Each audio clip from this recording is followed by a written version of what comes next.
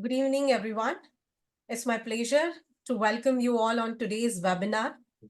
And I recognize the presence of Treasurer WIRC, Pinky Kedia, speaker of today's session, Archana Warty, and coordinator for today's session, Kirti Agrawal and Meenal Mendes. Before start the session, I would request everyone to please put your hand on your heart for the ICI motto.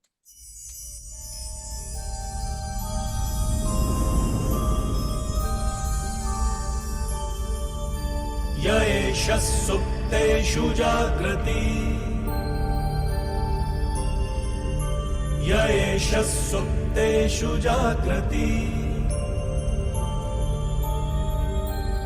कामं कामं कामं कामपुरुषो पुरुषो निर्विमाणः निर्विमाणः तदेव शुक्रं तद्ब्रह्मा तद्ब्रह्मा तदेवामृतमुच्यते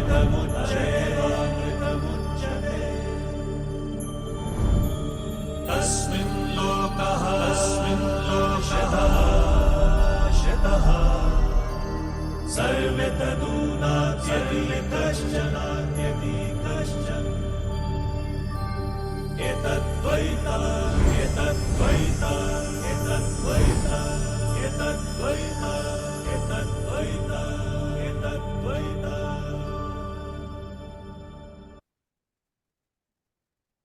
Thank you, everyone. So today, again, we have come up with another interesting session under the series of WOW, which is Women on Wednesday, on the subject of leadership communication. We are into the era where, or of course, in service industry, where I can say is communication and effective communication is must. So here we are with on the subject of leadership communication, how we should communicate. Whatever we want to say, it should reach correctly to the other person. That is important. So for that, we have Archana Warty as a speaker. Thank you, Archana, for accepting the invitation. I welcome you at the platform of WIRC. So without taking much time, I would request Treasurer and Vice Chairperson of Women Empowerment Committee at WIRC, Pinky Kedia, to please address to the participant.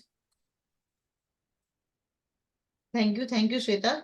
It's and good afternoon all the participants for today's webinar.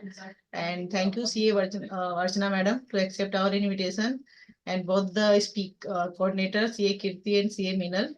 And today's topic is most important for us as a female, because both the things, active listening and effective communication, both are required for us and very crucial for our professional career also. Not in professional career, in day-to-day life also. Many times we are not listening. वो बच्चा कुछ बोल रहा है, we are in any other mode, वो कुछ भी बोल के चला गया और बाद में अपने अरे तूने मुझे बताया ही नहीं. बहुत बार we are feeling like that because we are multitasking, like एक साथ बहुत सारे काम करते रहते हैं, तो बहुत चीजों पे हम ध्यान नहीं दे पाते, सुन नहीं पाते, हम कहीं और देख रहे होते हैं. तो वो ये active listening is very much required. Webinar में बहुत बार होता है, I feel that like that. Webinar हमने चला दिया है, 2 घंटे का वेबिनार है, 10 मिनट के बाद में आपका दिमाग कहीं और घूमने लगता है. Then again you have to come back to this position की नहीं, वापिस लौट के आना इधर. तो बीच में जो लिंक टूट जाता है ना, तो उसमें बहुत सारी चीजें निकल जाती है. एंड जब वो लिंक निकल गया होता है, हम दोबारा से पूछते भी नहीं है स्पीकर से कि आप बीच में कहाँ छूट मिस कर गए आप. तो दिस इज ऑल्सो रिक्वायर्ड. यदि आपको कुछ नहीं समझ आ रहा है या आप कहीं कुछ मिस कर रहे हो, you should ask the speaker for clarity. Otherwise there is no meaning to attend any seminar और वेबिनार इफ जस्ट खाली आपको सुनते ही जा रहे हो तो, और यदि आपको कुछ समझ ही नहीं आ रहा है तो इट्स लाइक कि आप कोई अदर फॉरेन लैंग्वेज आप सुन रहे हो. तो कुछ भी सीखने के लिए it's very very much required all the 3 things, कि आपको कम्युनिकेशन आपका प्रॉपर चाहिए, आपको proper active listening, and you can ask the question fear free. Students को भी मैं यही बोलती हूँ एंड फीमेल्स को भी यही बोलती हूँ, they are fear of asking the question, अरे उसको मुझसे ज्यादा पता होगा, मैं यदि ये क्वेश्चन पूछूंगी तो सब मुझ पे हंसेंगे। तो इट्स नॉट लाइक दैट। ये फियर को मन से निकालना पड़ेगा कि कोई भी क्वेश्चन ऐसा नहीं होता कि सबको पता ही होगा। अपने आप को डिमोटिवेट नहीं करना चाहिए कि मैं सबसे ज्यादा, सबसे कम मुझे ही पता है नॉलेज, सबसे कम मुझे, ये वैसा नहीं होना चाहिए। And this is very good topic कि ये आप सब लोग इस चीज को समझो। And I want to inform all the participant about the future programs of our committee and our WRC और ICI. We are Sweta and me both have planned for international RRC at Bhutan, and all the details are on WRC website. It's only for women. No any family member required. You know, any family member can join. Even kids are not allowed. तो सिर्फ और सिर्फ आप होंगे आपके साथ. So you should join all the trip international RRC. And one program of Women Empowerment Committee of our ICI is hosted by WRC. It is to be held on Sahara Star.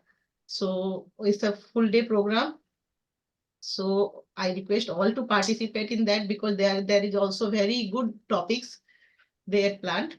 So we all welcome all from Nagpur and from other branches also. It's actually national program, so all the females from all over India will come for networking also.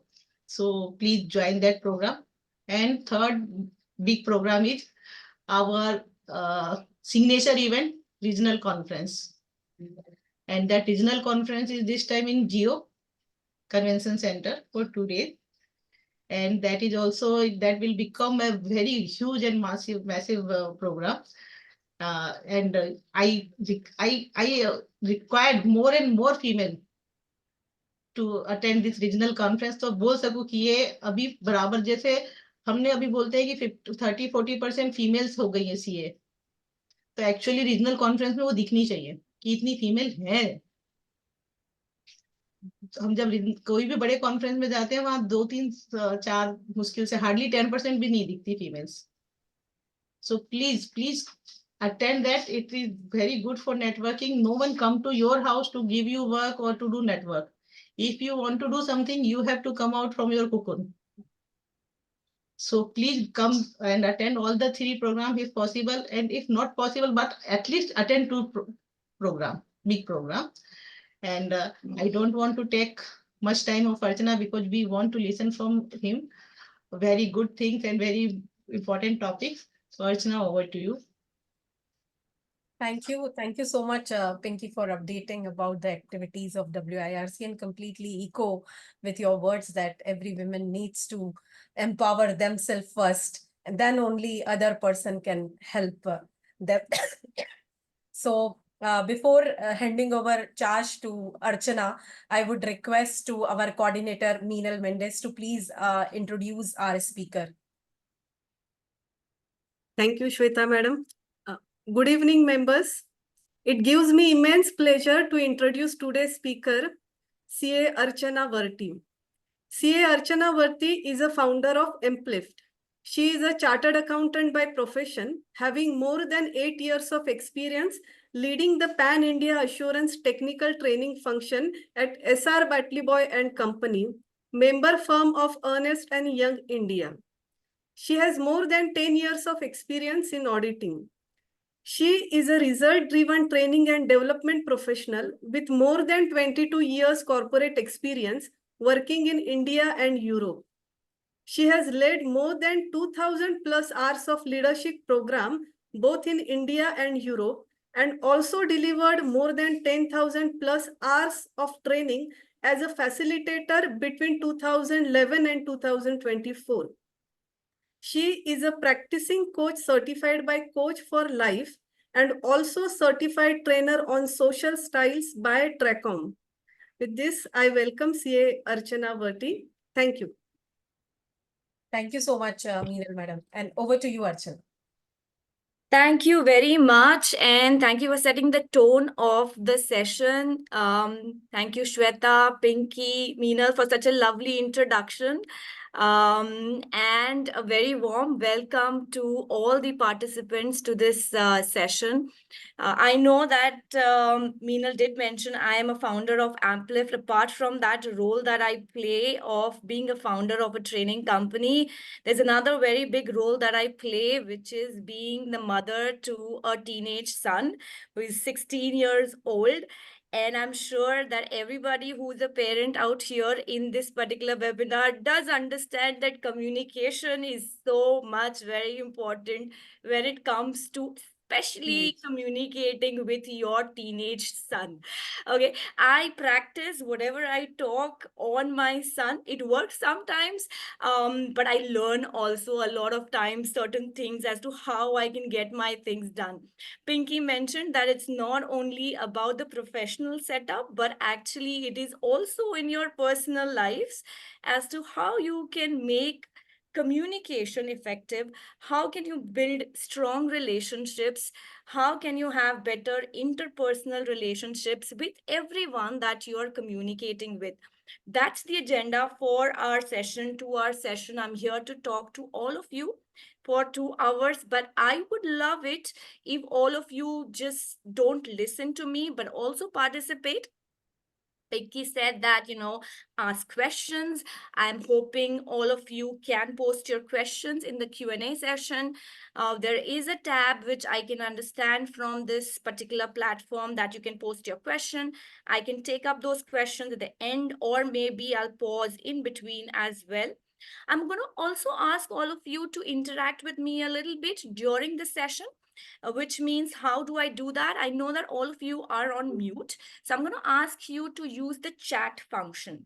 So there's a chat function which is again available on this platform, where if I ask you a question, I would like you guys to answer and interact with me through that platform so that we have engagement and it's just not one-way communication that is happening. And I would love that. So it's my pleasure to be here, and let me with that dive into the session that is the leadership communication, which is effective leadership communication. How can we actually achieve that? So let me just share my presentation. Just give me a minute so that I can share my screen with all of you.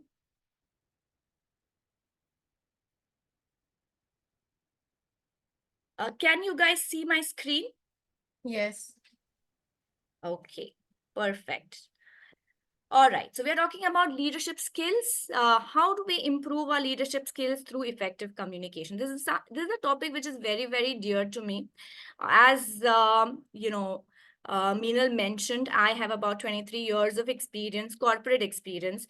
Now, within that, I held leadership positions, as well as I've spoken to a lot of leaders.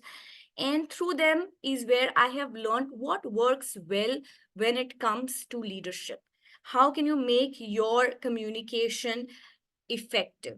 Now, for me, this, as I said, is a very close topic, because I believe that for an organization to work, the leaders have to be very clear in terms of the communication that you have, the vision, your ideas. How do you communicate your ideas clearly? How do you articulate your messages clearly to the people, whether it's your clients, whether it's your people that you're working with? I understand that in today's session, probably some of you are already leaders in your own fields, and you're looking for ways to improve your skills. And some of you are on the path of leadership. You want to achieve that level, and that is the reason that you're here. In both cases, I'm going to try and ensure that you have some good takeaways from the session. And as Pinky mentioned, yes, we're going to talk about how active listening is very important. How do we do that? Because, and I know that some of you might have already attended some sessions where we talk about active listening, and there are certain things which are already ingrained in us in terms of saying, how do you actively listen? But I'm going to give you a little bit of a twist in that, because I want you to understand active listening in terms of leadership. And it's going to be a little different. So we'll talk about it as we go through the slides, but I'm going to tell you about active listening, which is important from a leadership perspective.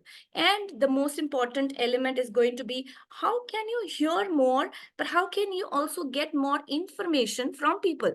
which means how can you ask effective questions? The most important element in leadership is not only about you really just listening, but also asking those right questions so that you get the information that you need for you to execute the work that is there that you want to achieve in terms of your vision. So that's what we are going to do. So let's dive into it. I want all of you, and I'm going to give you 2 minutes. As I said, I want you to interact with me in the chat box. I want all of you to think of a leader who has inspired you the most. And I want you to think about the communication skills of that person. Can you write down in the chat box, you could use just some words and tell me what impressed you the most when it came to the communication skills of that leader. So let's take 2 minutes, think about it, and use the chat box. I can check the chat box. If you can tell me, what was it that inspired you when you looked at the communication skills of that person?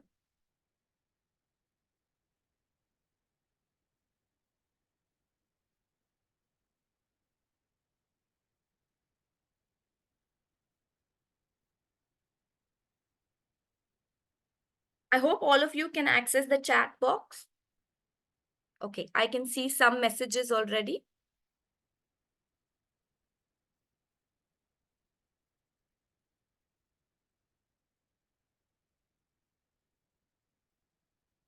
I'd like more people to tell me what inspired you.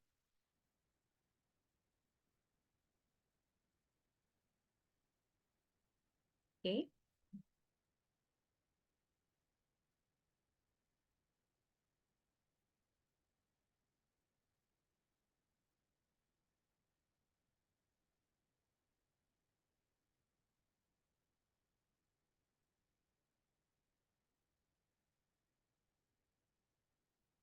Okay, I can see here, Ankita says articulated thoughts. Obviously, so you need to, when you're communicating, you need to be clear and you need to be articulate in terms of what you're talking about. You're using the right words at the right time. This is one element where, Bhumika says using right words at right time. And whenever I do sessions, this is one thing that comes up more often than not. They say that, what, Archana, I know what to communicate, but I just don't seem to get the right words at that moment that I want to use when I am communicating. So what can I do about it? And my answer to them is very simple. Again, when you're talking about right words, I want to encourage everybody to, as leaders, you must ensure that the words that you're using are simple. Simple, which means something that you use as your daily vocabulary. If you're using a daily vocabulary into your communication, then you will be able, the recall value is much higher. More often than not, I have realized that people try to use very complex words and jargons, which they believe is something that's going to impress the other person. But I'm going to tell you that as leaders, you should be as simple, use simple words, but make your message should be passed on to the other person. So using right words for me is, of course, comes from practice, but it's also very important that you use simple words and avoid complex jargons. The vocabulary, you must improve your vocabulary, of course, but at the same time, use something that you're using regularly, because if you do that, those words and that recall value will be much higher. Kirti says, yes, in terms of, voice, content, presentability of the person speaking definitely makes a lot of difference from a leader's perspective. I think the tone in which you talk, the voice modulations that you have, but most importantly, the message that you're delivering.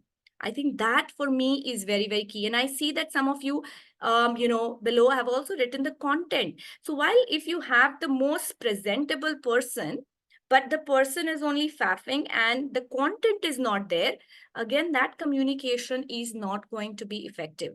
Are you as a leader able to transfer your idea? If you want someone, if your goal is to achieve something through that communication, have you been able to do that? So the content to me also is very, very important. Bhumika says empathetic communication. Yes, understanding audience's need, confidence, clarity, absolutely. Confidence, engagement with the audience, absolutely. So again, that is something that is very important in terms of saying, are you a leader who has one-way communication? Are you a person who only talks and doesn't listen? How are you engaging the people? How are you engaging? How are you taking them with you on that path? You know, for a leader, and this I keep saying to many people, is that when you're executing, you're a lone executor. When you're a leader, when you're a manager, when you're a leader, now you don't really think only about yourself. You have to think about the people who are with you, which means that engagement with the audience and taking them along with you is very, very important. Clear thoughts, be quick. Okay, yes, be quick is a great one. I mean, don't repeat yourself. And this again is something that I tell people is that if you made a point, you know, move ahead. A lot of times, and I feel like I see that a lot in women. I do it quite a bit, and I try to restrain myself on that. Is like if you make a point, just make it and move on. Don't keep repeating the same thing, because then you're losing credibility, and the other person who's actually listening to you is also annoyed. It's like, I've understood it, please move on. So be quick, avoid lengthy communication, present your thoughts. Thank you very much. I think this is great. Absolutely great communication skills, I think, is a very, very critical aspect of leadership. And let's dive into what can we do to achieve. So again, communication skills can be developed. It's not that it is something that you're only born with. So before we dive into leadership communication, just a quick thing about what really is communication. And I think this is very basic. I'm sure everybody knows this. Communication is sending or receiving ideas, or the way you feel or your thoughts to one or more person.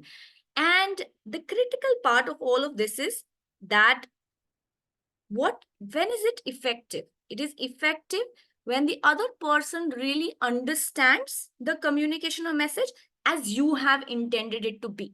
So that is communication. That's a very simple definition of communication, saying you send out information, the other person should understand it in the same way as you intended it to be. Okay. Now, some quotes here. The reason that we're talking about this and the reason that we're talking about why communication is important is also, you know, there's a lot of research done, and it really says that for a person to grow, the ability to communicate effectively, there's a review done by Harvard Business Review School as well, is that it says that communication is more important than even your education, hard work, ambition, all of those. You know, they're there, but if you're unable to communicate well, those will not help you move to the next level. So it says that the most important factor is the ability to effectively communicate for you to be more promotable. Now, while I'm just going to quickly show you this particular process. This is a simple process, and I hope all of you can see my screen. Saying communication process, what happens? Who are the people involved? You know, there's a sender, there is a receiver. Now, between both of them, there are two things. One is the content, the specific words that you're using, your non-verbal communication, which is your gestures, your images. What are you trying to convey through that? And the channel in which you are communicating. To me, that is a very important element as well. What is the medium that you're using to communicate with an individual? Are you really looking at the audience's preference? Does that person receive information? Does they like to receive the information through WhatsApp? Do they like to see it through emails, or do they like a face-to-face communication? It will really depend on the audience's preferences and the complexity of the idea that you are communicating. So the channel in which you're using as a leader as well, every time that you communicate, there are two things that you really need to keep in your mind. What is my verbal and non-verbal communication I need to use? Be prepared for that. And what's the channel? What is the channel that I should use for this communication? What's the best channel that will work with the receivers? And there is where you need to put yourself in the shoes of the receiver to understand, saying, if you know what, if I was this person and if I'm working with this leader, well, how would I like to receive the information? Would it be formal? Would it be informal? And then you try and use that channel for your communication. Now, if you see, there is also in the process, it says feedback, which means that the whole process is complete only and only when you receive the feedback from the receiver saying that, yes, I've understood exactly what you want to tell me. So that is where the loop gets closed. It's called two-way communication. It's the two-way communication process. Now, I'm going to show you now, before I'm going to just pause here and I'm going to give you some examples. This seems very easy. All of this, yes, we've understood communication. Maybe you've learned it also everywhere. But then what are the reasons that we do have miscommunications when we are talking? And I'm going to show you some examples of those, probably, which will make you understand that better. So let's look at now, when you're a leader, sometimes when you're giving instructions, I'm sure all of you have at some point given instructions to your team, or you probably might be giving instructions to your team. Now, if you give vague project instructions, how does it look like? Let's look at this. So what does it say? Let's make a few improvements to the client presentation. Now, sender's intention is let's make a few improvements to the client presentation. The receiver interpretation is, I think what my boss is saying, that we need to completely overhaul the entire presentation.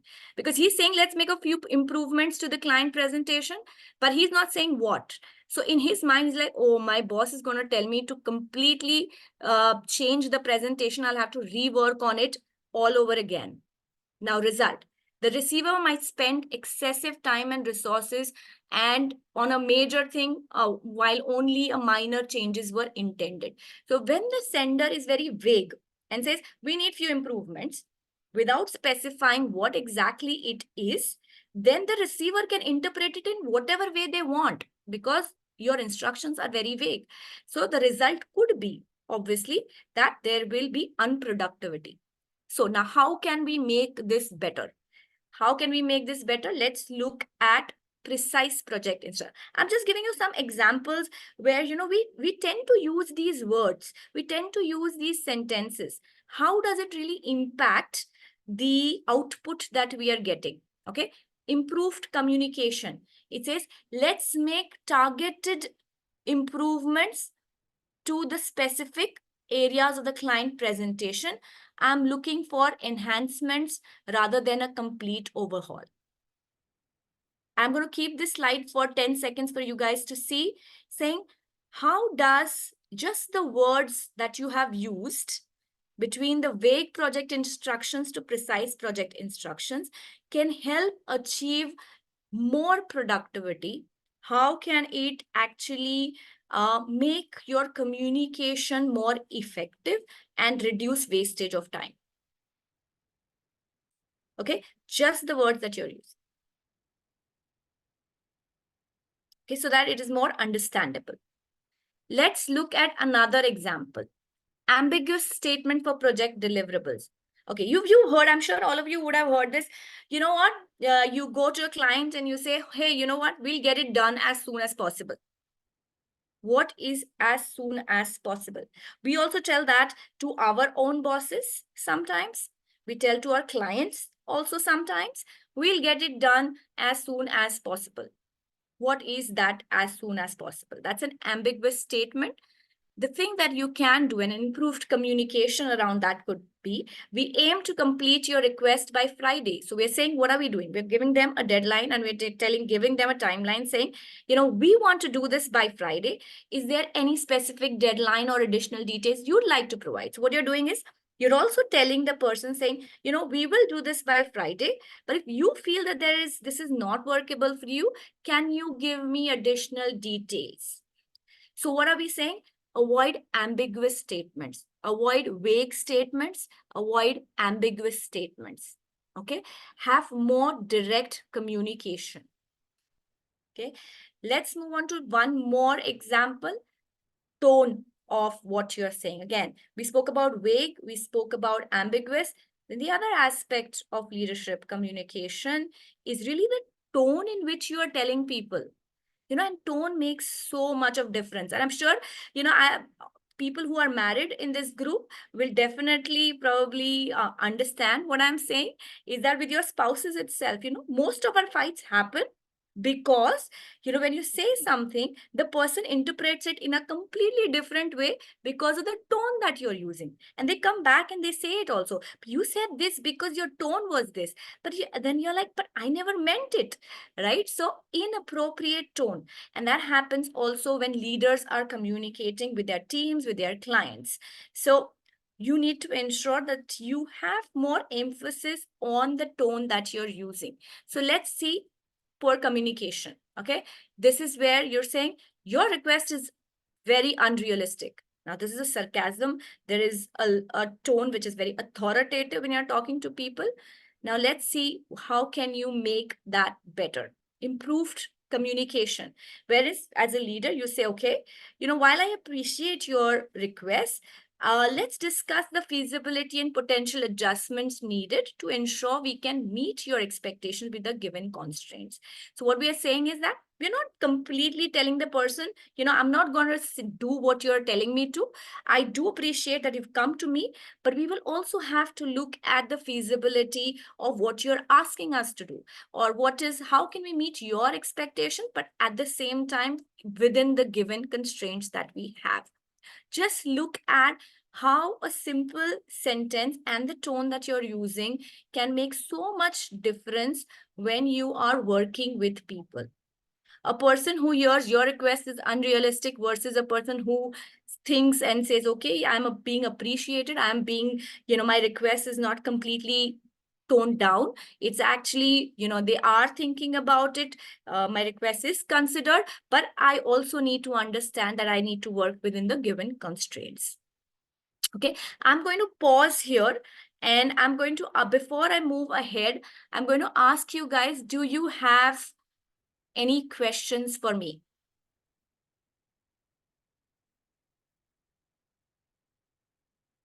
If there are any questions at this point of time, please put in your questions in the Q&A section, and I'll be happy to answer them.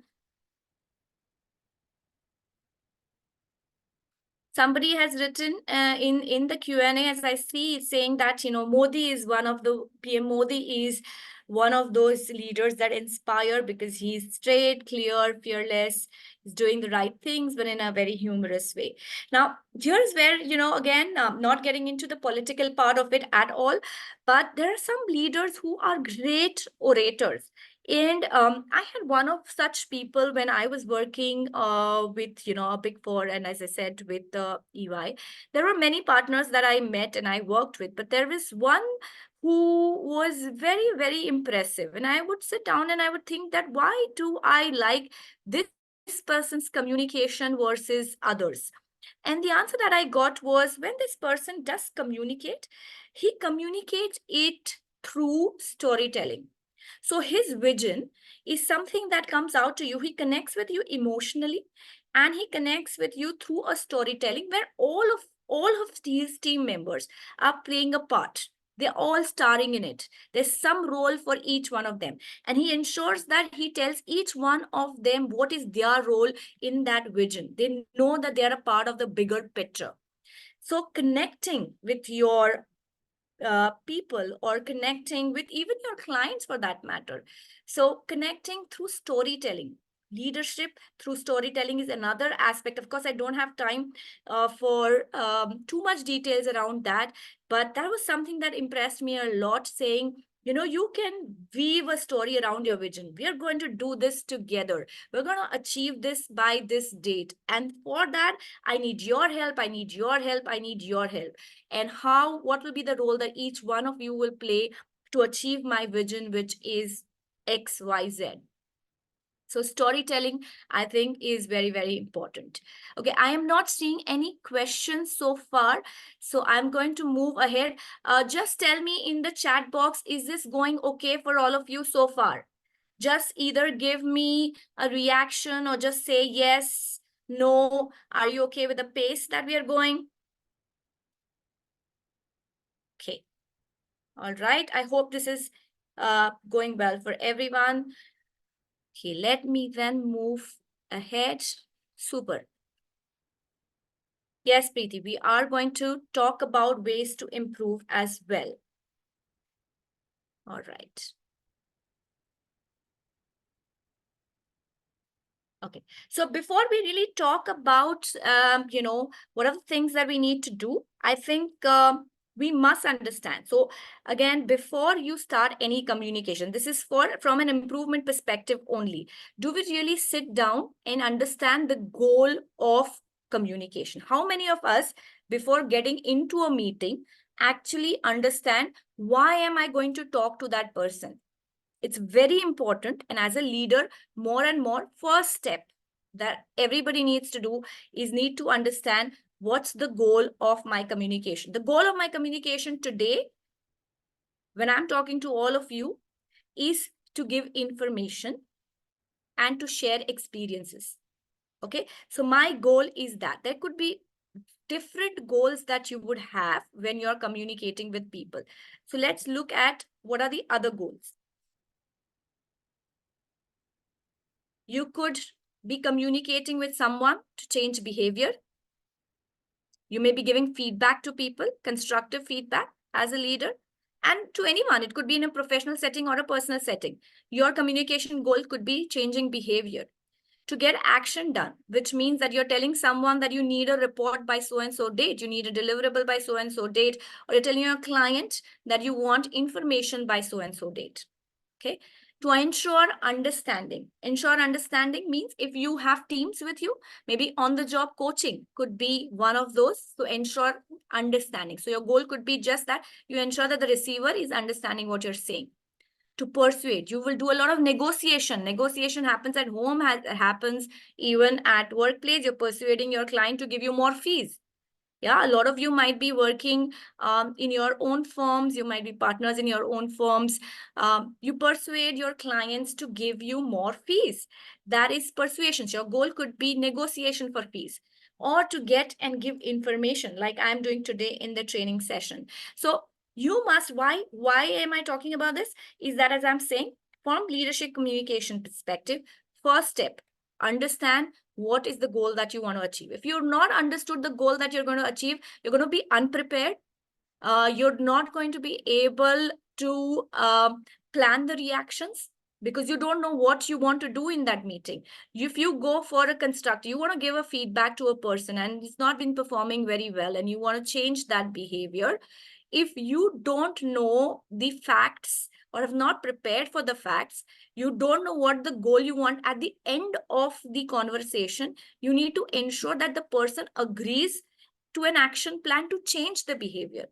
So you have to drive your communication accordingly. So if you understand the goal, you will be able to maneuver through the conversation more effectively. So goals, first thing is understand goals. However, we may say that we know the goals and all of that, but there are certain things which are always going to be coming to us as obstacles. So we want it to be successful, but it doesn't happen. Now, why does it not happen? Now, again, as leaders, you need to sit down, think of what is happening, which is not helping me get my point through to my people, and what could be those barriers. Now, here are some of the barriers that I would like to talk about. Inappropriate context. You're not analyzing your audience. You don't know whom you're going to talk to. In audience as well, there's so many aspects. Cultural differences, age differences. Have you actually analyzed the audience that you're going to talk to? Now, someone asked me, how can I improve? You know what you need to do? Sit down before you're communicating, understand the goal. And second, look at these aspects. Have clarity of thought. What is it? What are the words that I'm going to use? Practice. what is it that, how's my structure going to be? My message can't be very unclear. Is there a logical structure? Is there a starting, a main point, and an ending? What is the tone that I'm going to use? What is the timing that I'm going to use? So one of the aspects that I've realized more often than not for leaders don't work well and goes very negatively is the timing of when they're communicating. Now, if you want to really pass on a negative feedback and you're going to pass it or to that person, maybe on a day that is very special to that person, you can imagine what will happen. And I remember one such instance wherein one of the leaders they decided to pass on the communication, a negative feedback or feedback session that they were having on a person's birthday. Okay, it was a person's birthday, and they decided, I'm going to sit with you and give you feedback. Now, that's a wrong timing, especially if it is a good news, great. I mean, that's great to go with it. But if you know that there's something that you're going to tell that person to improve, then I think as a leader, you need to understand that timing is completely inappropriate. So poor timing again can take your conversation in a very, very negative way. So wrong medium, poor timing, you're not clear in your own mind. What do you want through that communication? As I said, the goal, you're not clear. Your mind is completely muddled. So you have to sit back and prepare. Preparation is very, very important to understand the message that you want to give, the structure in which you want to give, what's the tone that you want to use. Because if all of those are not clear, then that is going to be a barrier to a successful communication. Okay, so these are the barriers. And as I said, you need to, the way to actually improve it is sit down, prepare yourself, and think about all of those items, which means sit down and think, is the medium right? Am I talking, if I'm talking to a very elder person who's much older than me, what is the medium that should I use? Maybe a face-to-face conversation with this person might be more effective rather than me writing a very informal WhatsApp message. Okay. Or it could be a Gen X or a Gen Z, and they're more than happy to get an information through a WhatsApp message for you. They don't want a long email. They're not going to even read that. Or they probably are not very comfortable even getting a face-to-face conversation because they're very, they live in a virtual world. For them, everything is online. So with them, using a medium which connects with them could be a better way from a leadership communication perspective. I hope this is something that is resonating with all of you. But if not, as I said, please feel free to write your questions, and I'll be more than happy to take your questions in the Q&A section. Okay, so barriers to communication. Let's see how we can remove those barriers. And I started off by saying use clear and simple language. Don't use jargons, because if you start using jargons, you may lose the receiver. He may not understand what you're saying. And again, that is going to probably be ineffective communication.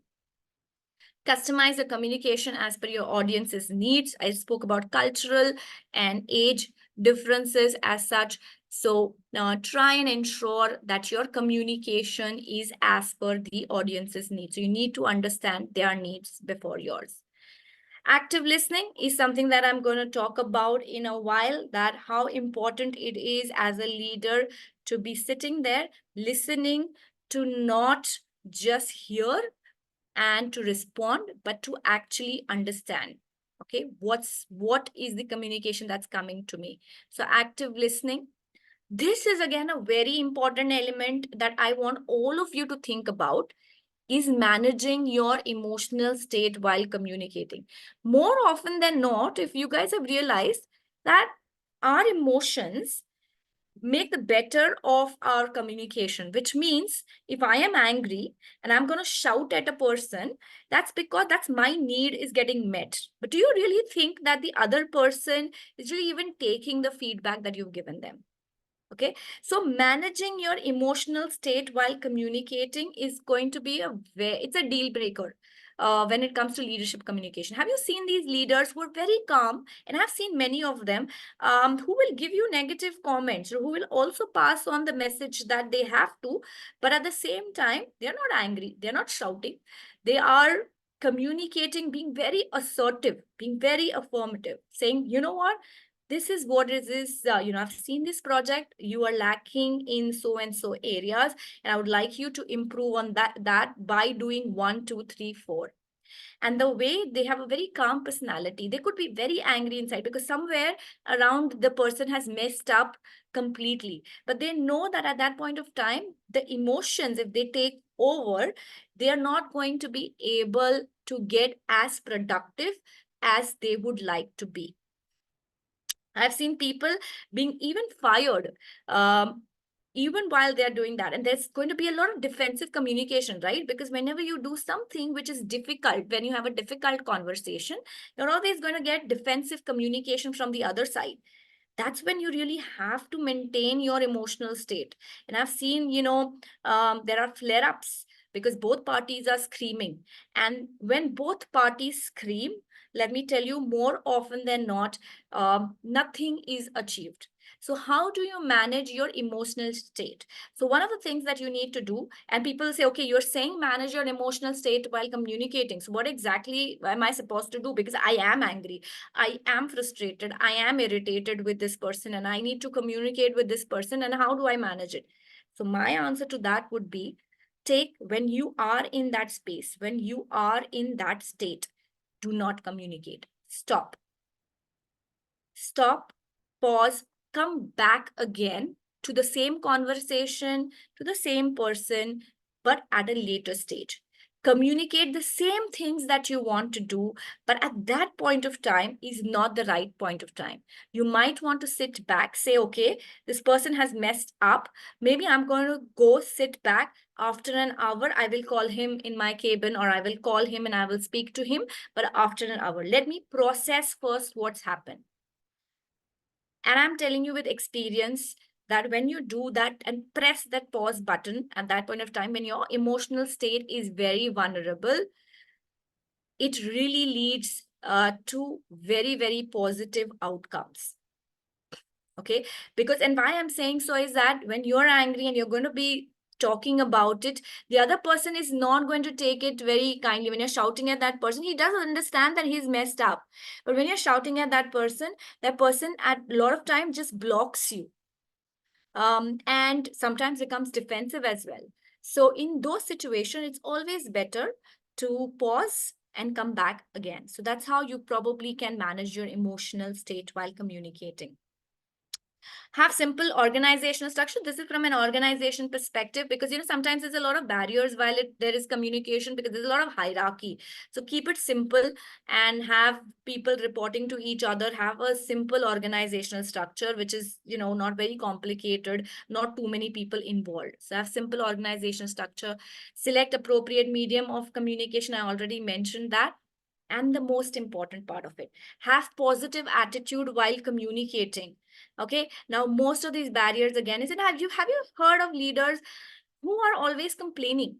And I really don't like that, because I feel like as leaders, you cannot be complaining all the time, because that's the culture that you're passing on to your people. Okay, if you are a leader and if you want to have to create that positive impression, you need to be optimistic most times. Okay, now if you are frustrated, maybe you may want to talk to someone about your frustration, but definitely not at your workplace, definitely not with your juniors. Okay, because when you're doing that, you're actually passing on a lot of negativity. And I've seen that happening, where people will sit here, you know what, इतना काम है, बहुत काम है, कुछ मतलब हो नहीं रहा है, मुझे तो ये करना ही नहीं है काम, blah blah, and it's really, what are you telling these people? What are you telling these people? That they should also think in those directions. So again, as I'm saying, as leaders, one thing that you need to remember. Now, how will you work on that?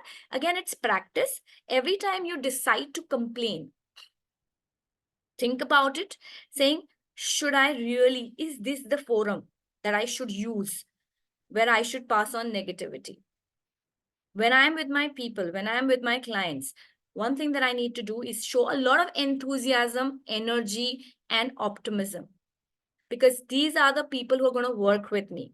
So it's difficult, yes, because all of us is very human tendency to be very, I would say, if you say like, you will get frustrated at times, you will get irritated with people. And I know a lot of leaders I work today, they say, you know what, it's so tough working with Gen Z. They don't understand, and it's very difficult to get work done through them and all of that. And I do understand that. I do understand the frustration, the irritation, all of that, I think is there. But at the same time, you have to understand that you are in a position which is the leadership position, and it comes with its own set of disadvantages, with its own set of frustrations and irritations. But you must find outlet, but not with your team, not with your clients. With your clients, with your teams, you must present a positive attitude while communicating. So that is something that I would say, because once that happens, if you are going to be the complaining person, people will not trust you. People will not come and communicate with you. They'll not feel that this guy or this lady will give me the answers, because this person himself or herself is complaining all the time. Okay, so have positive attitude while communicating. Now, again, I'm going to pause and ask if there are any questions. Okay, so Ankita, very good question. She's asked how to assertively communicate with seniors in age or in experience when they make you feel undervalued. Again, thank you for asking that question, Ankita. It all lies in you having the right set of facts and information. You also need to ensure that you're not disrespecting, because with seniors, as I said, audience analysis is very important. And if you know that seniors who are especially in age, they like to be respected. So which means what is the tone that you're using with them makes a lot of difference. What are you telling them? So when you're telling them that, this is all that I have done. So you must have your facts and information in place. When you're having this conversation, you must write down, these are the few things that you have done. And you need to communicate every time that you've done something well, you must forward that to those seniors. But at the same time, seniors really like to be respected for their experience. Sometimes I know that you feel you know more than the seniors, and it happens. I've worked with people where you feel like, but he's my boss, but I think I know better than him and I know more than him. And it happens, and it's sometimes truth as well. But they are in the system and in that hierarchy, which is above you. So which means that they have also a lot of experience. We must respect that experience. At the same time, we must be assertive with what we want to inform them, which means take time off with them. Tell them, you know what, I want to first have a time carved out to speak to you, and tell them about what it is. While you're conversing with them and communicating, ensure that your tone is respectful. Ensure the words that you're using is respectful, and you have the information that you want to give them.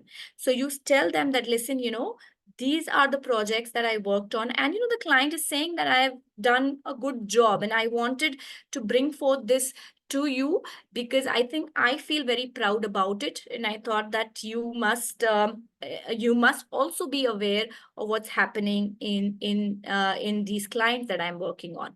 So something like that. So please ensure your information and facts are ready, respect them, and ensure that you carve out some time to talk to them. I hope that kind of answers your question. If not, then maybe we can, of course, talk separately as well.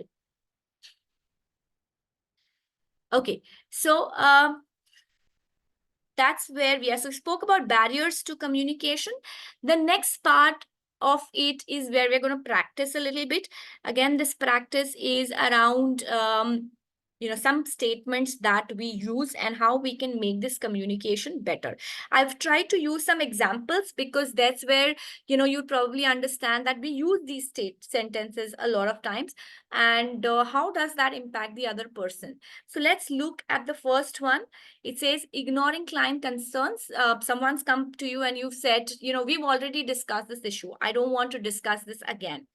So let's see how that works. Just one second. Yeah. Ignoring client concerns. And you say, we have already discussed that issue. Now, improved communication. Now, what are we doing here? You say, I understand your concern. Let's revisit the issue to ensure that it's fully resolved. Can we schedule a call to discuss this further? What are you doing here? You are empathizing with the client.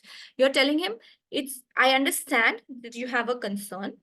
We can go back there.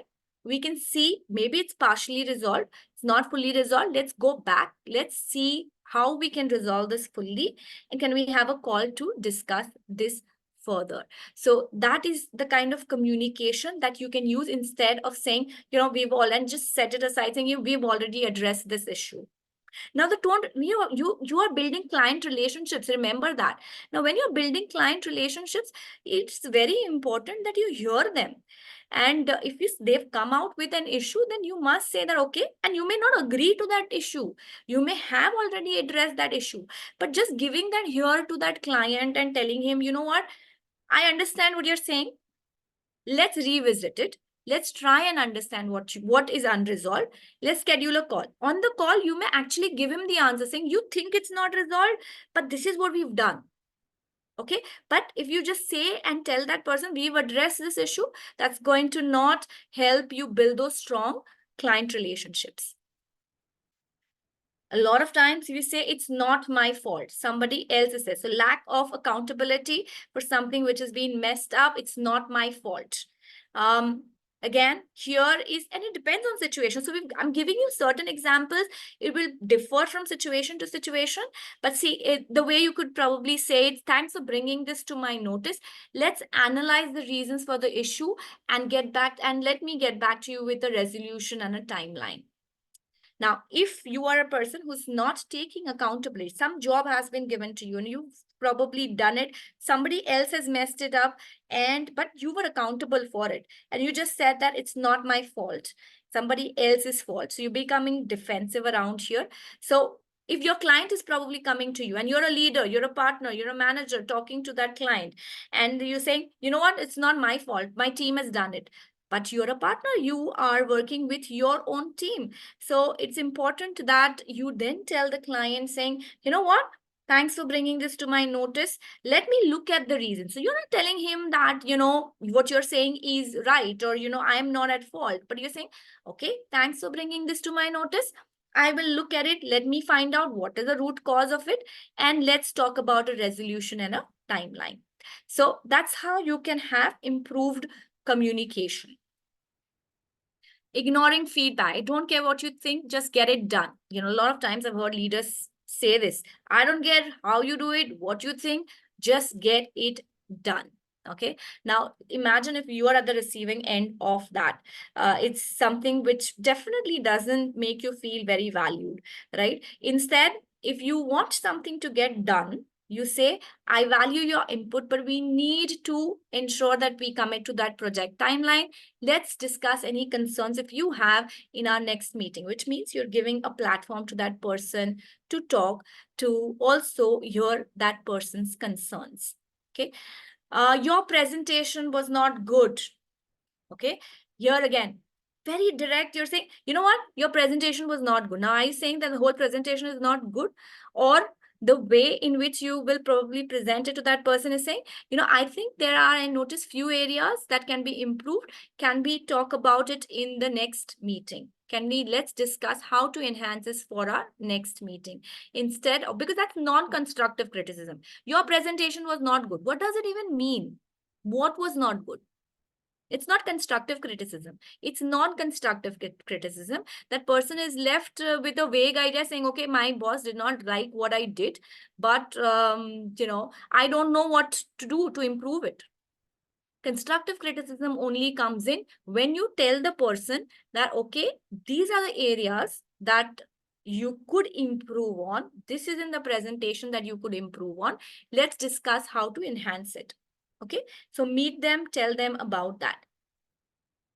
Okay, so again, I'm going to pause for about 10 seconds before I start with the key components of effective communication. Any questions so far?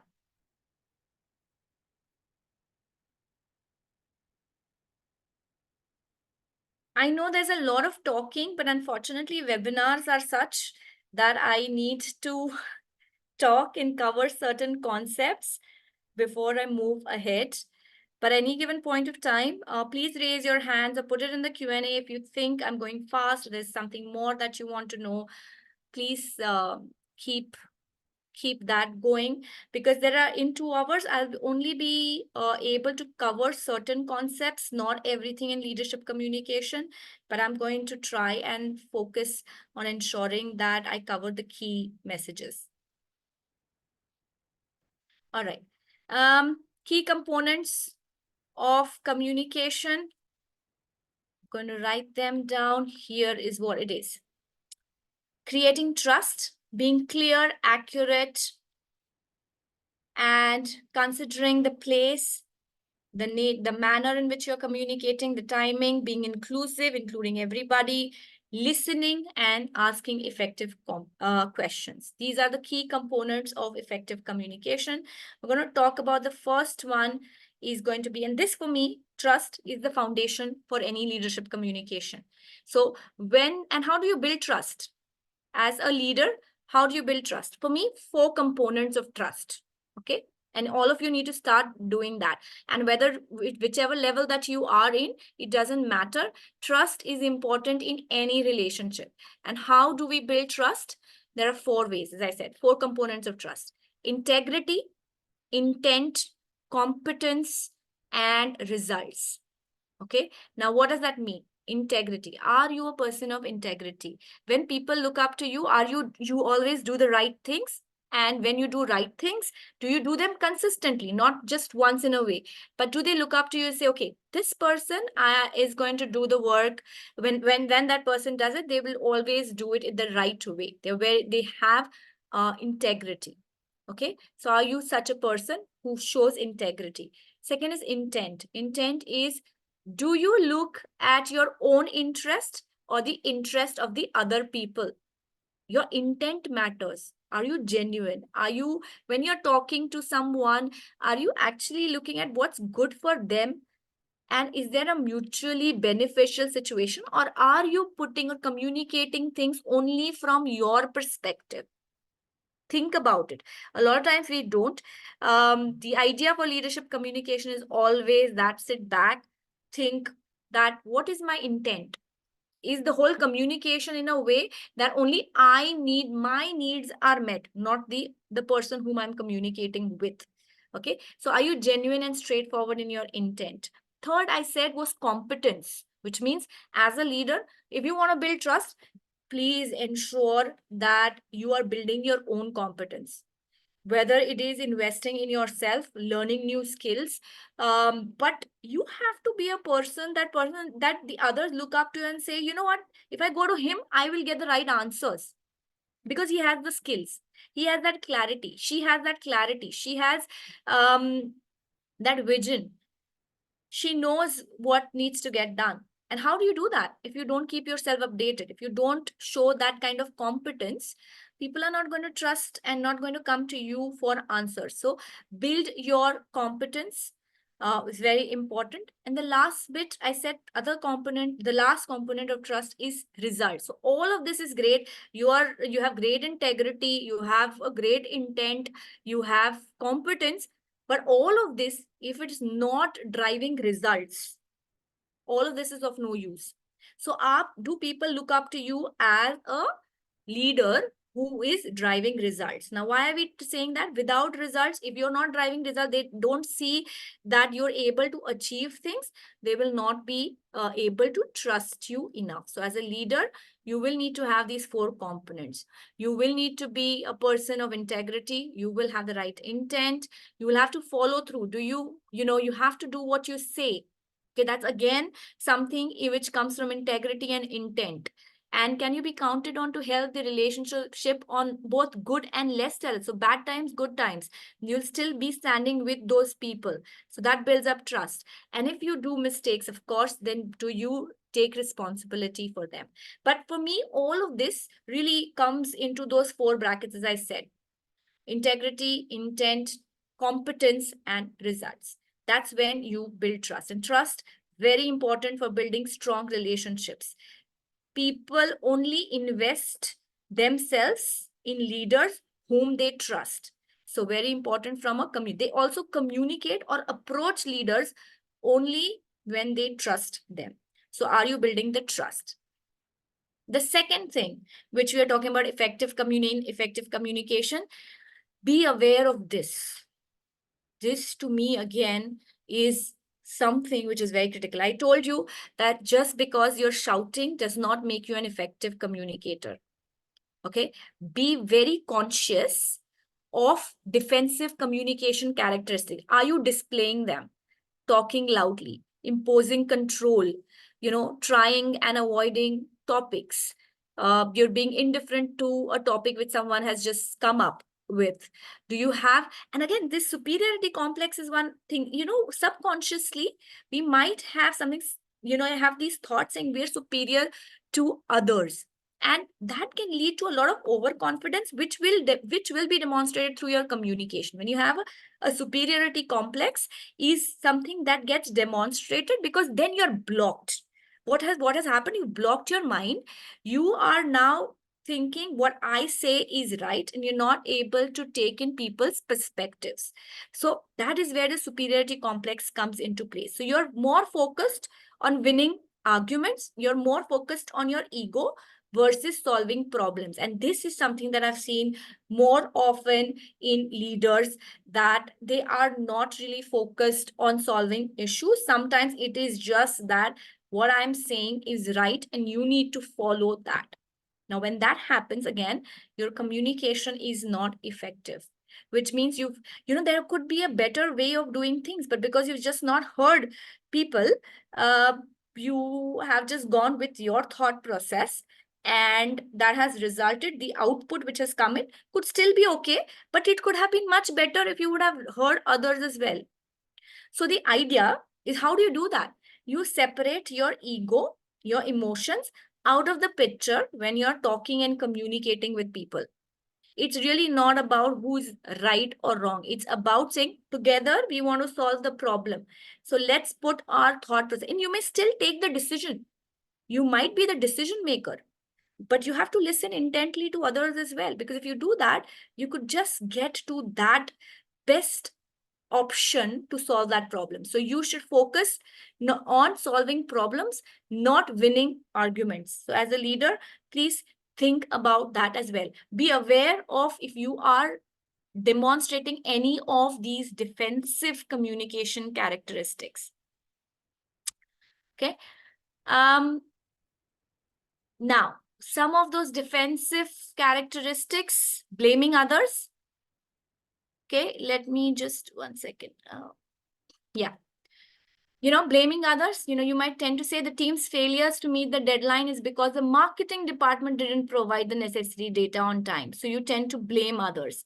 You provide excuses. We didn't achieve our targets because the market conditions were unfavorable, not because our strategy was wrong. Generalizations. Everyone always complains about the workload, but that's just part of the job. Minimizing concerns. I think you're overreacting. The issue isn't as big as you're making it out to be. Or dismissing inputs. We have already tried that before. It won't work. Okay. Now, why I'm showing you, and I'm going to put this on for 10 seconds for you guys to see. A lot of it is something that we use in our day-to-day lives as well. Okay. And it subconsciously happens. Subconsciously, we are using some of it. We're using defensive techniques to overcome a situation. However, in these cases, the communication that's happening is really not very productive. What I'm trying to drive here is there is a better way of doing this. Instead of blaming others, let's try and understand what happened. Let's go to the root cause of it. Then you find the solution. Instead of giving excuses, let's understand that what did not do wrong? What did we do wrong? What was there in our strategy that could have been better? Now, generalizations, everybody's complaining about the workload, but that's just a part of the job. But try and understand, why is everybody complaining? What is the root cause of that complaints? And what can be done? If can be done, great. If can't be done, okay. You then communicate in a way saying it can't be done. Okay, sometimes you minimize other people's concern as well. I think you're overreacting. The issue isn't as big as, now the issue isn't as big for you. The issue may not be, maybe very big for the other person. So think about it. Think about, when you say this statement, in your mind, you're thinking about it. Why is this person overreacting? This is not as big as a problem that, that the person is overreacting so much. But for you, that's not a problem. For that person, it is. So do not minimize somebody else's concern, but you don't know from which space that person is coming from. Dismissing inputs. We've already tried that before. It won't work. So you're just shutting yourself up and saying, guys, this is not going to work because I have thought about it and this doesn't work, instead of taking inputs. So these are just some examples of defensive communication. Then the other part of it is when you are communicating, as I said, you need to have clarity. You need to be honest and you need to be accurate. I've spent some time telling you that, you need to ensure that your communication is simple, it's short, it's not very repetitive. Try and do that. It should not be complicated. It should not be confusing.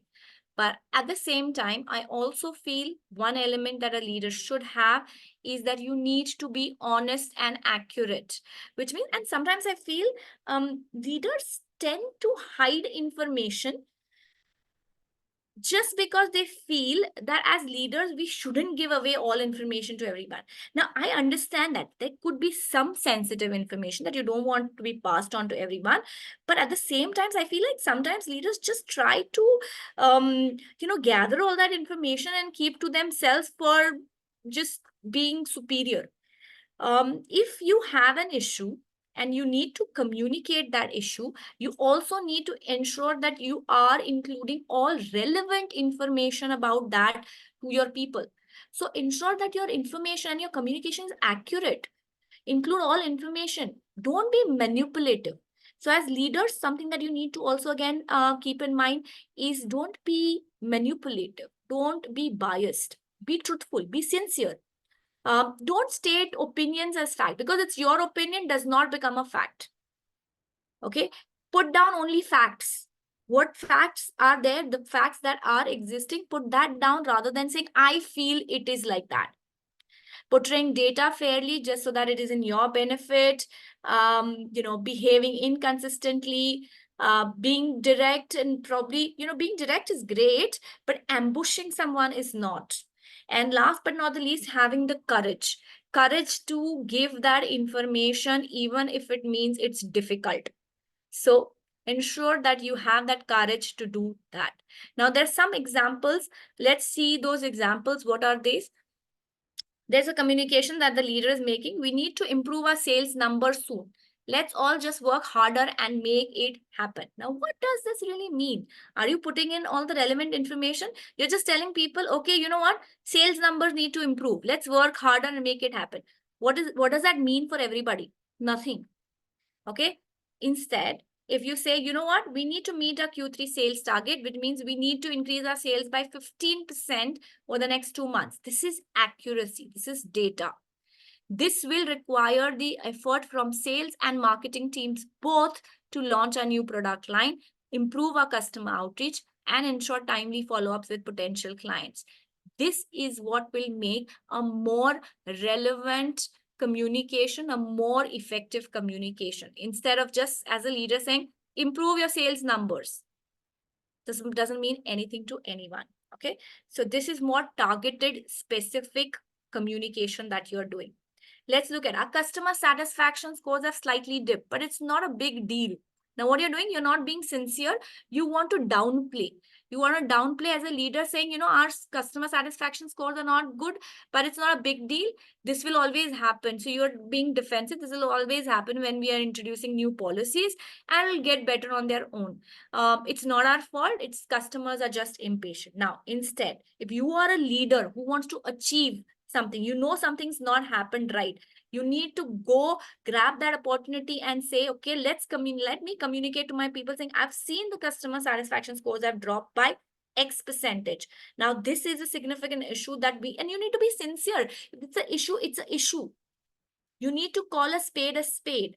Okay, as a leader, don't sugarcoat it, don't downplay it. Say, this is an issue, we must address it, and how do you address it? And give them saying, what are the things that you need to do to address that issue? So don't downplay something, don't sugarcoat anything as a leader. That's more effective. Then, give all complete information. Ensure your communication include all facts, include the context, the relevant information, the whole story, not just parts that make their case. You might want to think of a time, maybe I'll give you 30 seconds to think of a time when you actually communicated in an incomplete way. And you think about it, why did you do so? Why did you probably give incomplete communication when you're talking to people? One of the reasons that I think that I probably have done it in the past was sometimes during the feedback sessions that I used to give my juniors, because I just wanted to be liked. I did not want to be a person who's disliked.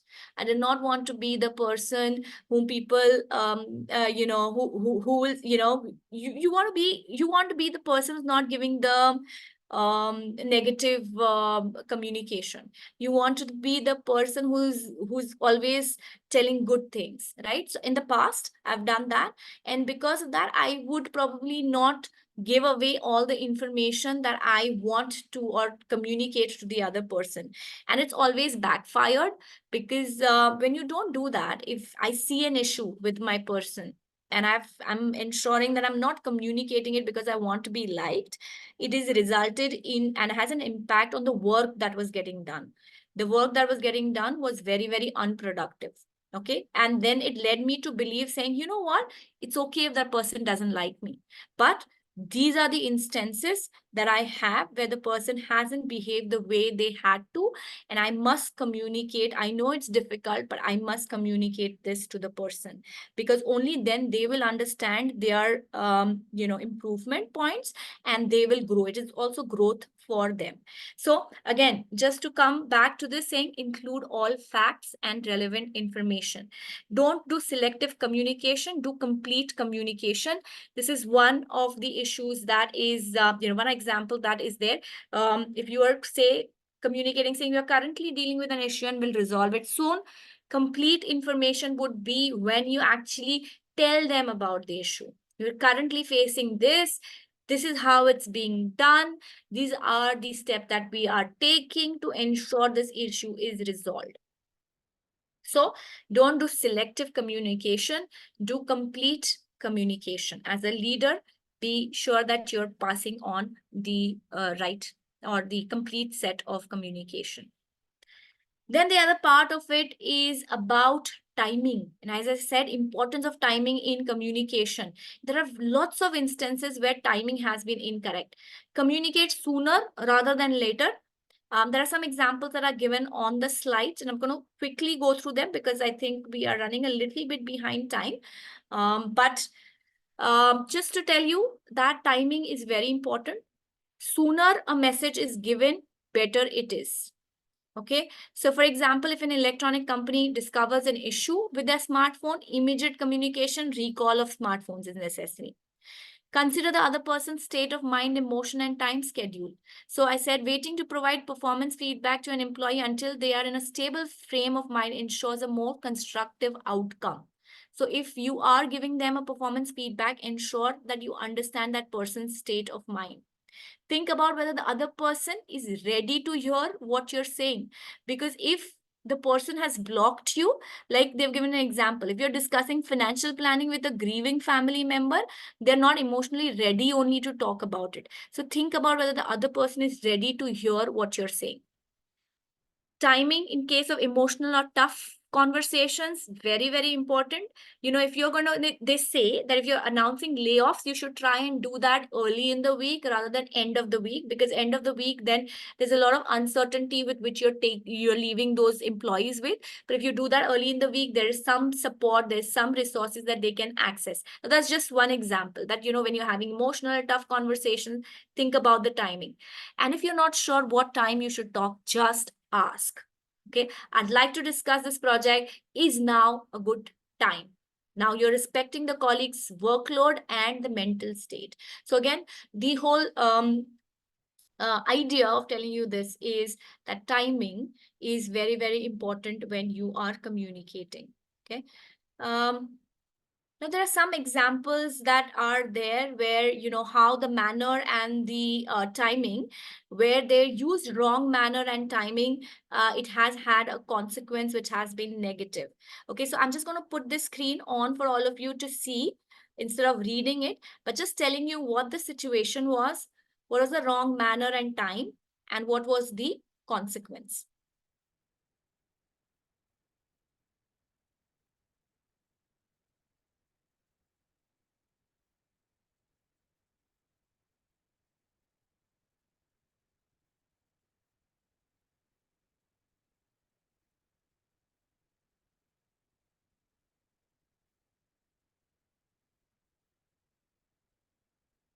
There was another example that we had, Mark Zuckerberg's response to the Cambridge Analytica scandal. Again, years where you know, they were involved in the misuse of Facebook user data for political advertising.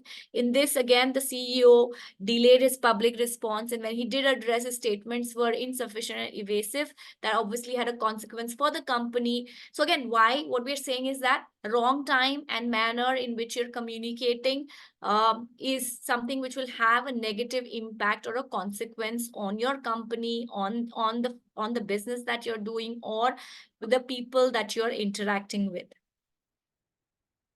Now, that gets me to the most important part, which we said, listening versus talking. For leadership, I think it's a very, very important skill to listen. Active listening is ability to accurately receive messages in the communication process. As I said, it's not same as hearing. It's actually paying attention to the message and how it is told. The use of the language, the voice, both verbal and non-verbal. If you are a good listener, you need to stop talking, prepare yourself to listen, put the speaker at ease. Now, what I'm going to do is, and I'm sure active listening, a lot of you have heard about saying, you know, you should have a good body language. You know, you should be nodding your head when you are talking, or, you know, you should paraphrase. And a lot of people do that, right? When you're listening to someone, what you do is you paraphrase. You tell them, okay, while someone has spoken to you, say, okay, what I'm understanding with what you're saying is so and so and so and so, because this way the other person feels that you have heard them, right? So you paraphrase. Or the other way is by asking facilitative questions, asking questions to what that person is saying, because that again makes the other person feel that you have been actively listening to them. Or summarizing. So you summarize at the end of the session or in the middle, saying, okay, so our conversation was this. So if I had to summarize, this is what you said, and this is how we can conclude. Now, these are great ways of active listening. And I would say, yes, you must use them, but active listening is much more than that for a leader, as I said. And what I'm going to do is I'm going to share a video with everybody. There is a video that we have, which has been given by Harvard Business Review on the art of active listening, which is a little different than what I've just said. I'm saying paraphrasing, summarizing, non-verbal clues, great. You must do that. But apart from that, this is something that you need to be really focused on as a leader. So let me just stop sharing my screen for the presentation and start with the video here. Let me share the video. It's a YouTube video which I'm going to share with all of you. And I hope all of you can hear it, okay?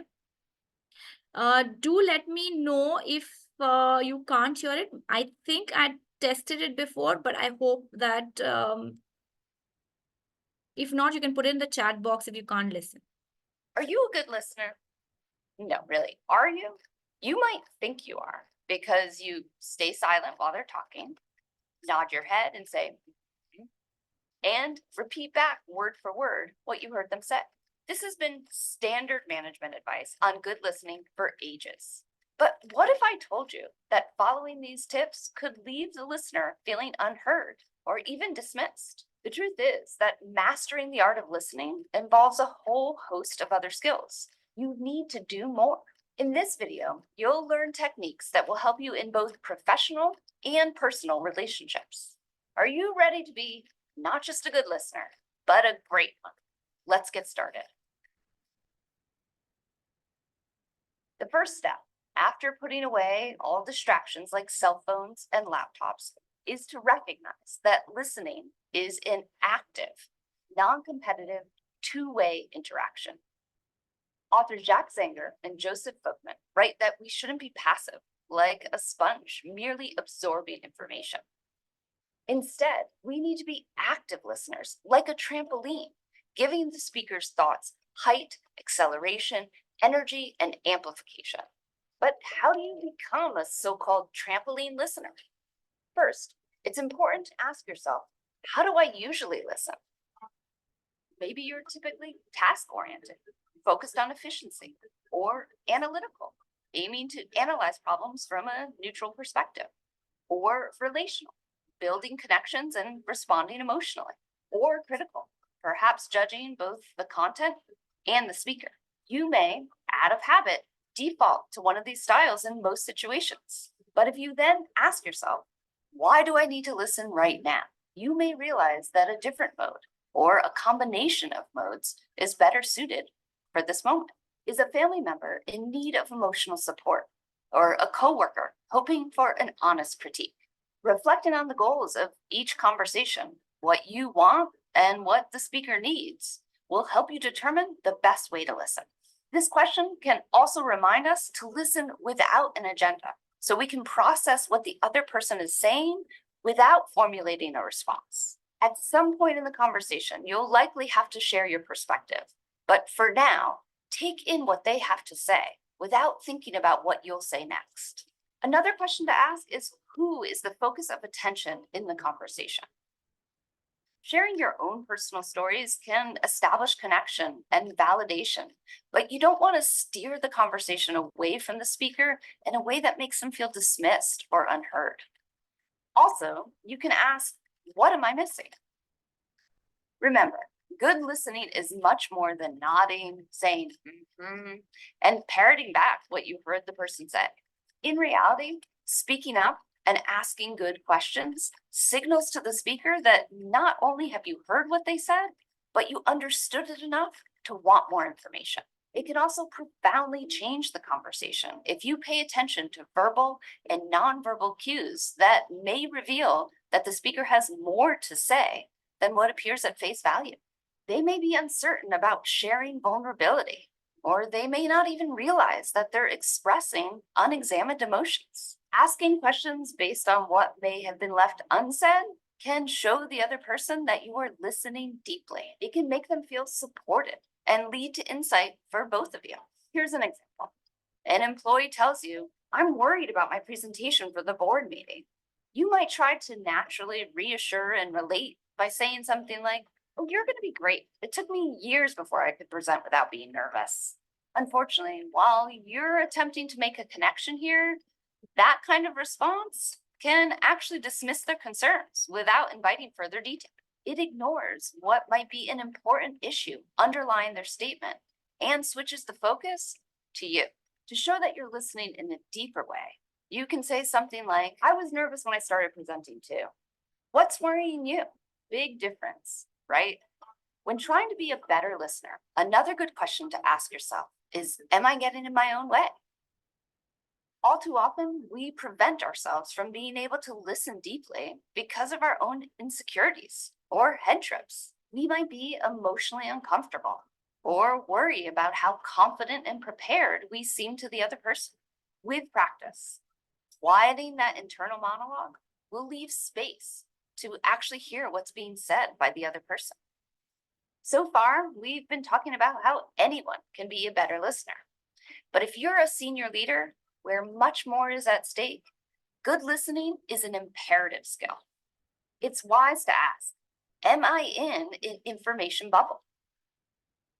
Many leaders find themselves in those information bubbles because employees are afraid of questioning, challenging, second guessing, or disappointing them.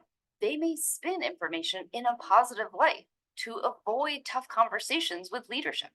As Kevin Scherer, former CEO and chairman of Amgen, said, if you walk around and see a bunch of smiling faces and say, gee, everybody looks happy to me, you're not listening. Leaders must develop the discipline to listen purely for comprehension, without judgment, agenda, or distraction, and actively seek input from all levels and ranks.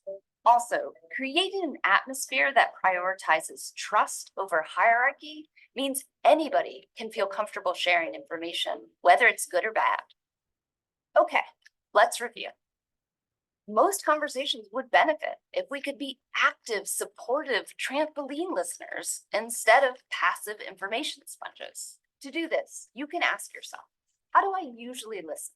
Reflecting on your default listening style can help you assess how to improve your listening skills. Why do I need to listen right now? Thinking about what the other person might need from your conversation can provide clues as to how you can best listen at that moment. Who is the focus of attention in the conversation? Be careful sharing your own experiences in an attempt to connect. You don't want to steer the conversation away from what the speaker is trying to say. What am I missing? Ask good questions, not only about what is said, but what may be left unsaid. Am I getting in my own way? Be careful not to let your own internal monologue prevent you from truly being able to listen deeply. And for our current and future senior leaders out there, ask, am I in an information bubble?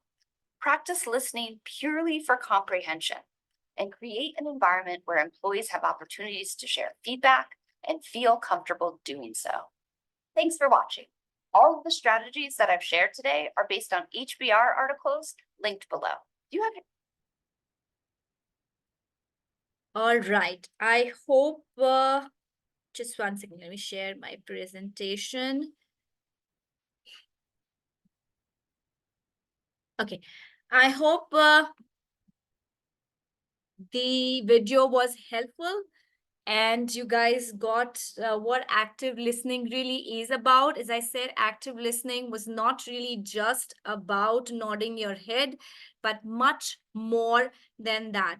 So if you have any comments, please do write in the chat box. I'll be happy to hear your comments on the video because I plan to use these videos as well for my other trainings.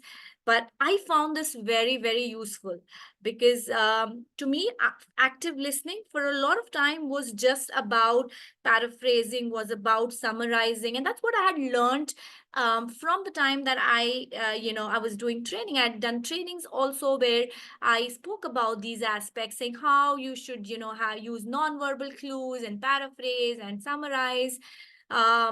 But again, this is where when I saw this video and it really resonated with me, saying active listening is so much more than just these few things. Those questions that that she's asking in it, saying, if you see, how do I usually listen? And I actually I sat down and I tried and understood that, am I a person who analyzes information? So while someone's talking, I'm in my mind analyzing it. Am I actually aware of how I listen to conversation? Do I listen to respond? Am I a critical person? So do I critically evaluate every time somebody telling or talking? I'm critically evaluating what that person is saying. So it helps me understand myself better. Because if I do understand it, then I can control that.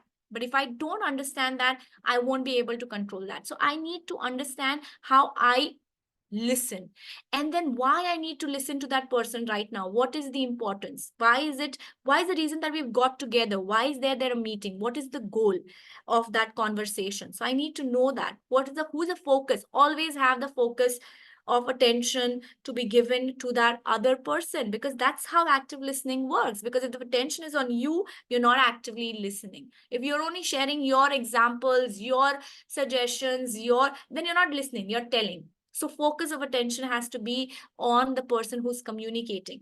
What am I missing? So ask those questions, and we'll go through last few slides on asking effective questions. But for me, asking those right questions to get to the root cause of what's happening in that meeting is very important. That is active listening. As a leader, very important.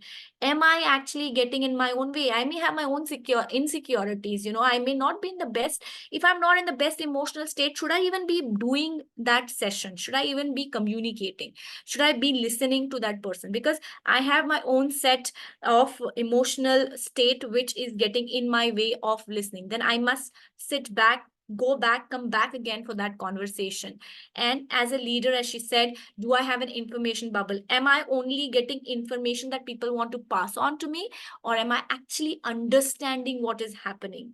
So am I listening for comprehending, is what they said. So am I in an information bubble? As a leader, you need to understand that. So these are some of the things that I would leave thoughts with all of you in terms of active listening. Think about it.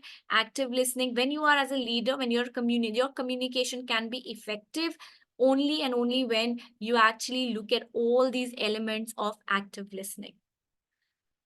Some tips again from an active listening perspective, just to give you how you can do this, is a few steps here which are on the screen. One is, of course, focus 100% on the person who's speaking. As we said, your emotional state, when your mind wanders, make eye contact with the speaker, repeat the words in your mind so that it brings back your focus. Maybe taking notes is a good way to keep your attention on what is being said. Try to quieten your body and mind. And if you're not able to do that, maybe you can come back to that conversation again. If there's a lot's going on in your mind and you're not listening to that person and your body is not helping you, you must step out and come back again. Hear the speaker instead of mentally rephrasing your response. And this happens more often than not, is especially when you're talking. If you are the kind of person who's very logical, very rational, when somebody's already said a statement, you are there with the answer, with the response, because in your mind, you know what you want to say. You want that person to listen to you, irrespective of what that person is saying. You've not understood it, but you are ready with your answer. So you're the speaker instead of mentally phrasing your response. Delay judging what you hear. Obviously, judgment, biases you should keep aside.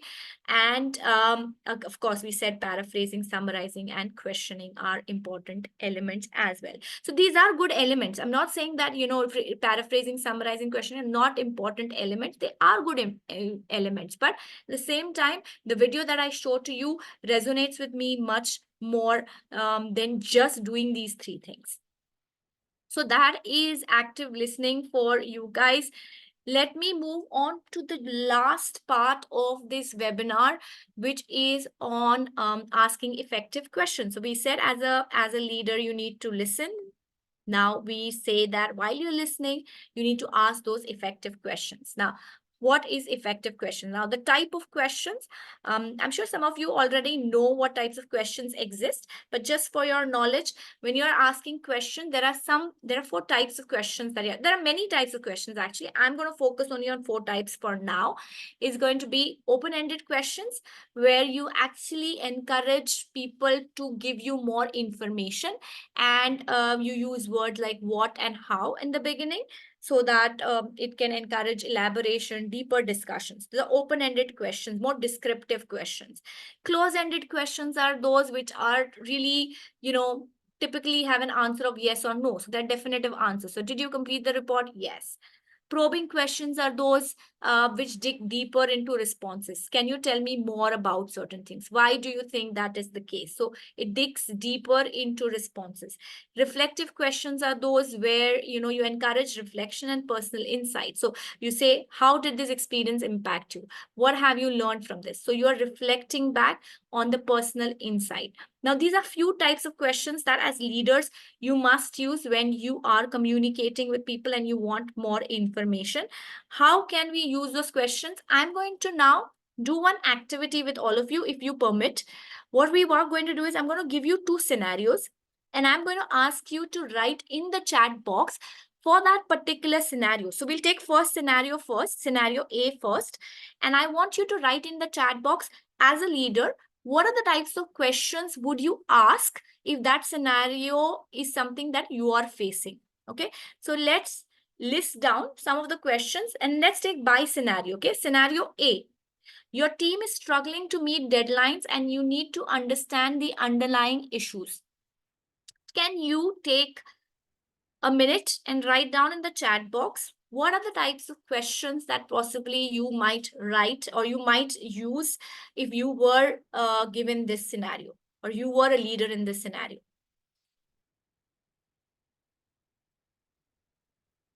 I'd like you to type in the chat box for me.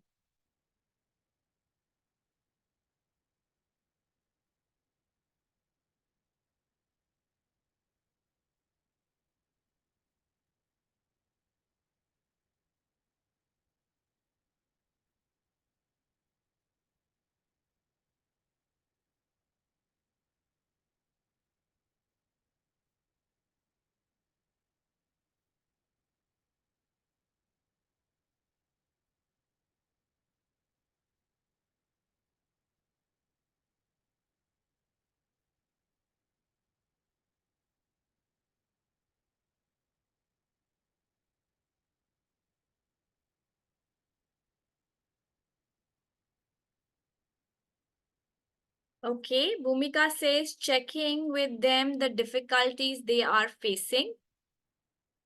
Okay. Ask for the list of things done and the pending list. Okay. What are the issues being faced? Okay. Let's look at, yes, ask for what are the issues being faced. Okay. Okay. Let's see whether any team member lacks technical knowledge. Okay. Let's look at open-ended question. If you have to understand, I'm really looking at actually the question formation. Okay, because a lot of times I know what we need to do, but when you go in that conversation, the question that needs to be asked in those many words, what is it that you're going to ask as question? First thing that you're going to do is understanding the problems. For understanding the problem, you're going to say, can you share your thoughts on why we are struggling to meet our deadlines? What challenges are you facing that might be impacting our timelines? Okay, so you understand the problem first. Then you explore solutions together. What resources or support do you think could help us improve our efficiency? How do you think we can better manage our time and tasks to meet our deadlines? Okay, so first you understood the problem, then you explored the solutions together. Then encouraging team input. What suggestions do you have for improving our workflow? Are there any specific processes that you believe we should revisit or change?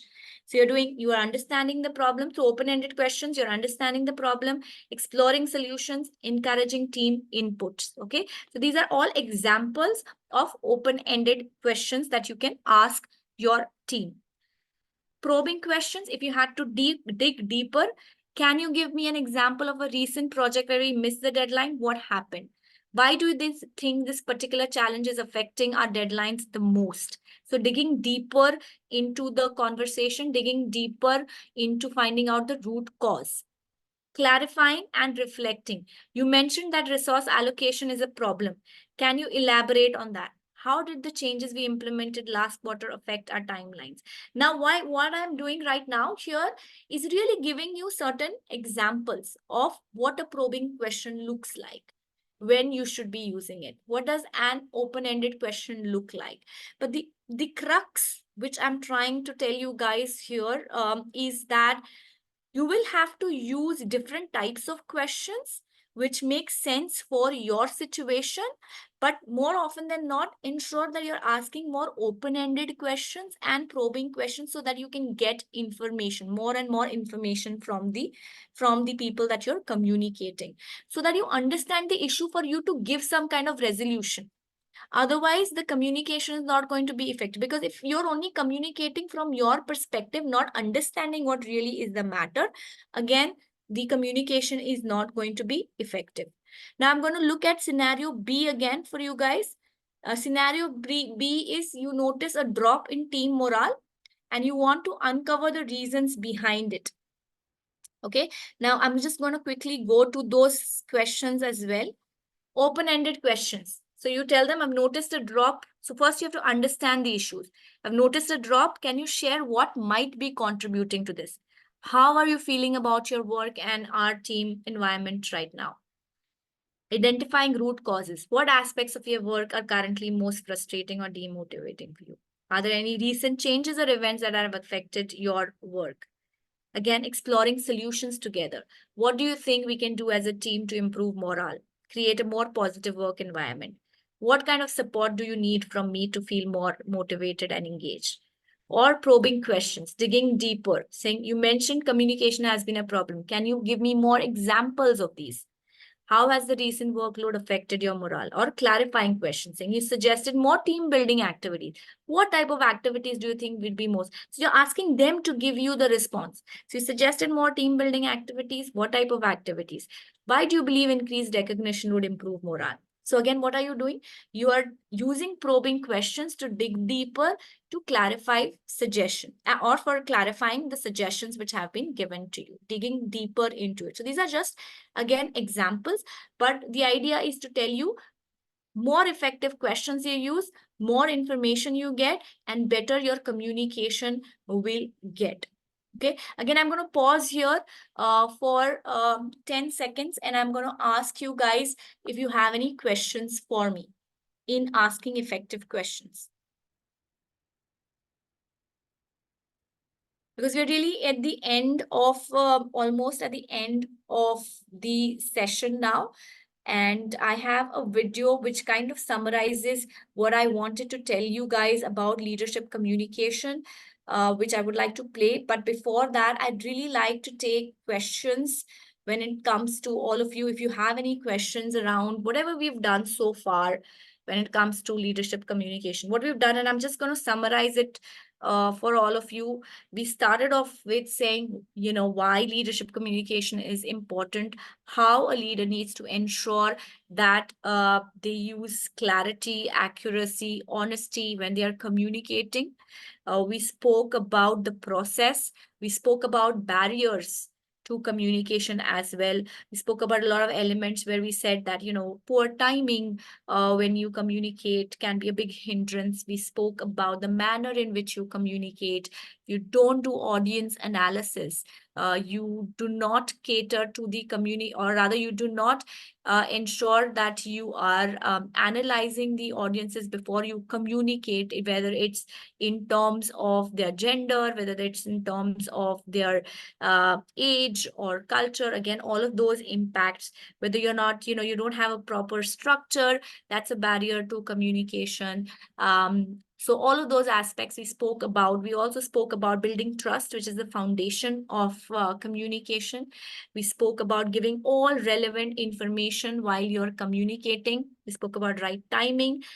We also then spoke about how active listening is very important and asking effective questions. So that is what we've done so far. Again, if you have any questions, please do let me know in the Q&A section, or else I'm going to play one video for you right now, which is on just kind of summarizing everything that I'm talking about from a leadership communication perspective. So just give me a second. You can keep writing your questions, if any, in the Q&A section. Let me share.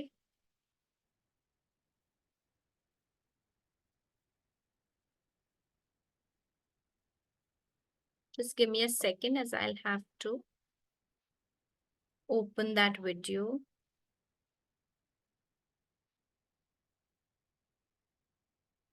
Most working professionals are finding jobs the wrong Just way. a second. They see there. a job post and they hit the apply. Okay.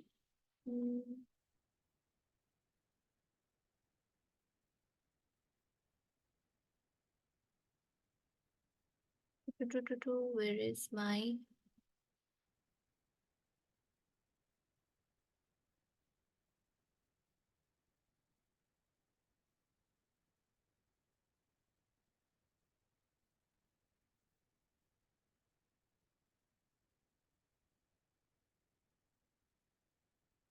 Yes, got it. Okay, I hope all of you will be able to hear this.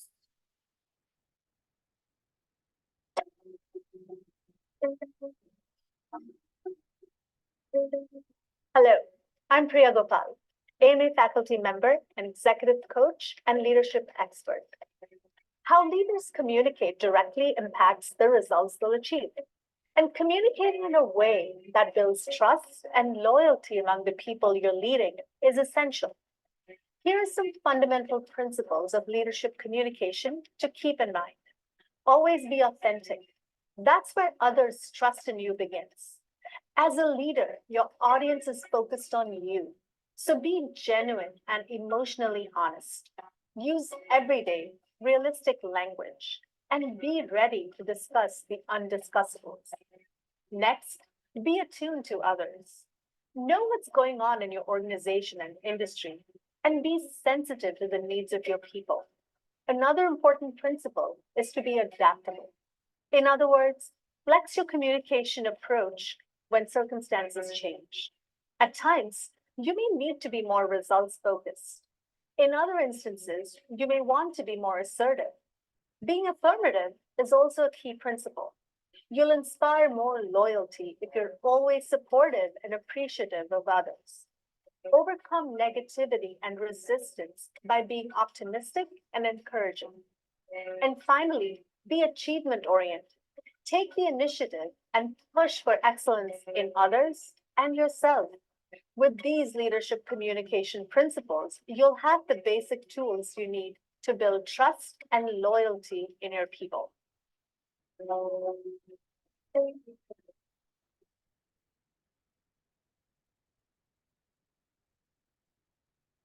Okay, that was kind of summarizing everything that I spoke. Let me see if we have any question.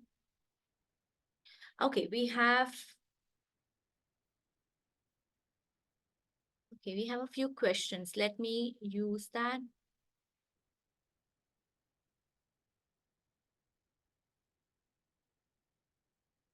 Okay, what is the best combination of type of questions to get more information, Yashika? That's a good question.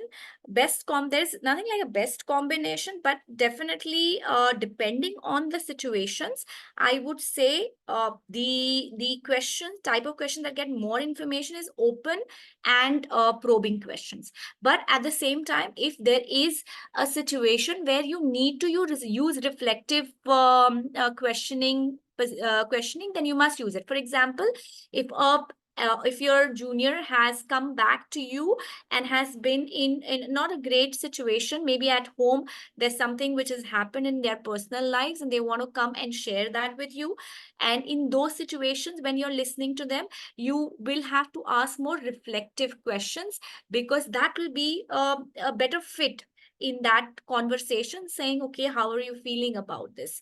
Because there is where more emotions are involved. So most cases where you're wanting to get more information from people, it is ideal to use open-ended questions and probing questions. But again, there will be a caveat from my end saying depending on the situation, because there are some situations where you might have to only use reflective questioning if there is an emotional or a sensitive topic that is being discussed. Does that answer your question, Yashika?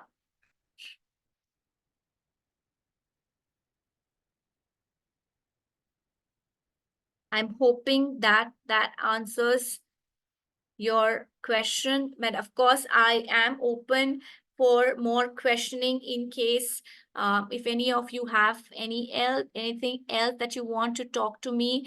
Again, I am available, and I'm going to put my email address for all of you in the chat box. So while this session may get over, while this webinar may get over, you can always connect with me on my email ID. It's archana.warty@amplif.com, and I have put that in the chat box. I'm not sure if everybody can see it. Sorry, I think it went only to hosts and panelists, but I'm going to send it to everyone as well. Just give me a second. Yes, I think now it's gone to everyone. So feel free to connect with me if you have more questions on communication. I'm more than happy to answer any one of them, and I'm happy to kind of interact with any one of you who wants to, speak to me outside of this webinar as well. So feel free to do that. But it has been a pleasure to be here, and I really want to thank Shweta and I want to thank Pinky and all the other coordinators who made this happen for me. And of course, all of you, I think, very important for patiently listening to me on between 5 to 7. I know it's evening time and it's very, very, I'm sure you've finished your work and, you're really tired. But thank you for investing this time for yourself as well and listening to me. My only one request for all of you will be to give me feedback. If possible, if you can scan this particular code, we want to hear your feedback so that we can keep improving our trainings and content. Also, if you can tell me if there are any other topics you would like me to conduct, maybe through this workshop or WOW series, because it's a great initiative which they have taken, and I think it gives an opportunity and a platform to women like us to come talk and share our experiences. So, but I would be really, really very happy if you guys can please scan this code and quickly probably give me some feedback as to how did you find the session? Was it relevant for you? Did you learn anything? What are your key takeaways? Because as a trainer, it means a lot to us and very fulfilling when we can make the slightest of difference for people. Yeah, please do. I'm going to pause for like a minute so that everybody can scan the code and give us the feedback.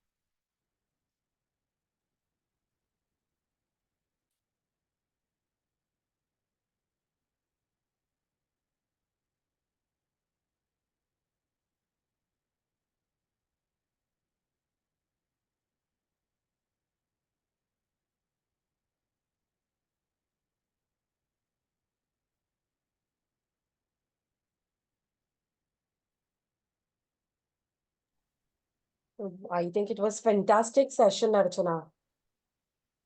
And I'm sure everybody must have liked it. Thank you very much. Thank you very much, Shweta. I'm happy to be contributing to this, and I'm really happy that you gave me the opportunity to actually be a part of this. So thanks to you. And I'm hoping that we can do more sessions in future for this group of lovely people who participated today here in this session. Sure. Definitely. We are looking forward to hear you again. So definitely we'll contact you. So next session also with maybe some different topic or maybe advanced to this also. Definitely we'll look forward for that. Sure. So see. Thank you very much. And a very big thank you to everyone as well on this group.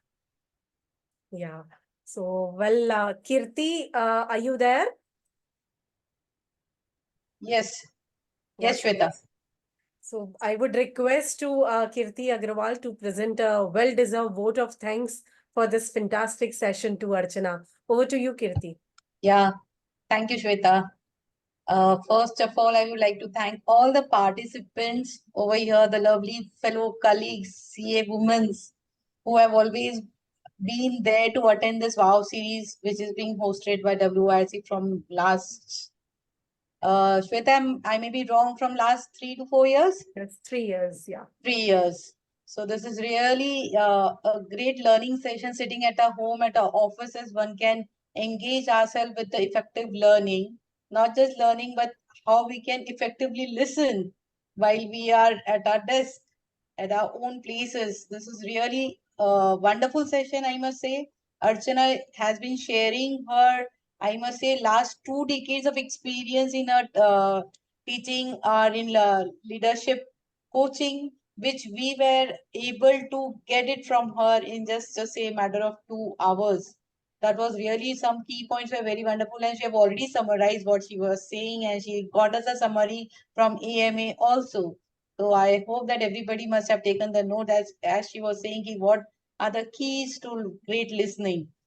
The most important thing which I felt was, why am I here to listen? If I know the question, if I know the answer, definitely I'll be an effective listener. So as a leader, first point what I believe is one has to be a good listener, then a good orator. So thank you, Shweta, again, the chairman of the Women Committee of WRC, and Pinky, the treasurer and the vice chairman of the WRC Women Committee, and all the wonderful participants, along with, yes, of course, Archana, whom we can connect any point of time. She have already shared a mail ID, and this is really good to know that a faculty, whoever comes here, is willing to connect with the participants, not just during the session, but ahead also. So wishing you all a very great learning and a great leadership ahead in your career and your profession, and wishing you a great day. Thank you. Great day. Have a wonderful evening. Thank you. Thank you very much, everyone. Thank Kirti, you for all. that. And thank you, everyone, and have a great day ahead and keep connected. Yes, thank Yeah. you. Thank you you. so much, Thank you. everybody. Archana, Kirti, Meenal, Madam, Pinky. Thank you, participants. We'll connect Yeah. again. Yeah, sure. Thank you. Thank you. Bye.